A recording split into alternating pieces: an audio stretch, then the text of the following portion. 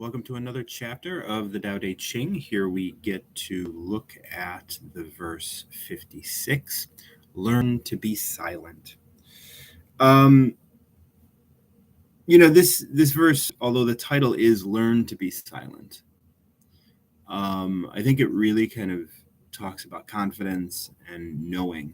And when you have a deep knowing inside you, maybe many of you have experienced this, I know I have, you don't need to convince others that you're right.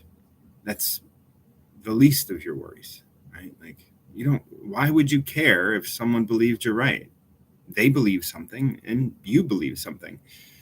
If you believe it deeply and it's true, well, then you have nothing to prove. You're not going to go and argue with anybody to tell them that they're wrong. It's in the not believing things that gets one to argue. But if you have that quiet confidence of just being able to be like, oh no, I know who I am, well, then there's no need to prove who you are because you are who you are and you know who you are.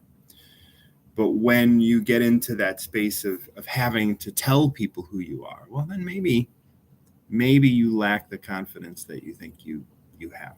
And so let's get into this. Stephen Mitchell wrote this in the beginning of this verse. He wrote, if I can recall correctly, those who know don't speak. Those who speak don't know. And that's how his verse starts. I'm going to go right into mine, and you'll see how mine differs just a little bit from those first couple lines. Everything else is, but Stephen Mitchell has done such a good job in translating these to be understood. I just wanted to mention that line because it is so good. Those who talk don't know, those who know don't talk, or those who speak don't know. It's just a beautiful way of putting it. I wanted to get it a little something different, so I wrote, those who know aren't drawn to speak. Those who don't know are compelled to. Can you close your senses and your mouth? Can you be guided by the empty void? From there, meditate in silence, blunt your sarcasm and wit, simplify your struggles, shade your brilliance, be at one with the dust. This is primal existence. Be like the master. She is uninspired to acquire fame, yet honors are bestowed upon her. She is possessed by no one and possesses no one, yet is always loved by many. She is immune to both attraction and repulsion, receptive to both profit and loss. She is noble and is held in high esteem by all beings. It's interesting, like when you know who you are, people can sense that. And so when you go through the work of recovering yourself, in my terms, then you will be seen, right? People are going to see the you that you have been and who you are. When you own an identity, when you say, I'm a doctor and I went to school and I had all of these things that I'm proud of, and you need to be proud of me too. Well, you're coming out and you're saying things, right? You're saying, oh, I'm a doctor. I'm going to force you to call me doctor. Like I'm going to make sure that you know that I'm this thing and I'm this identity. And all of those identities, really, it just gets you talking more because you gotta make sure everybody knows. Because if you don't, well, then how are they going to respect you?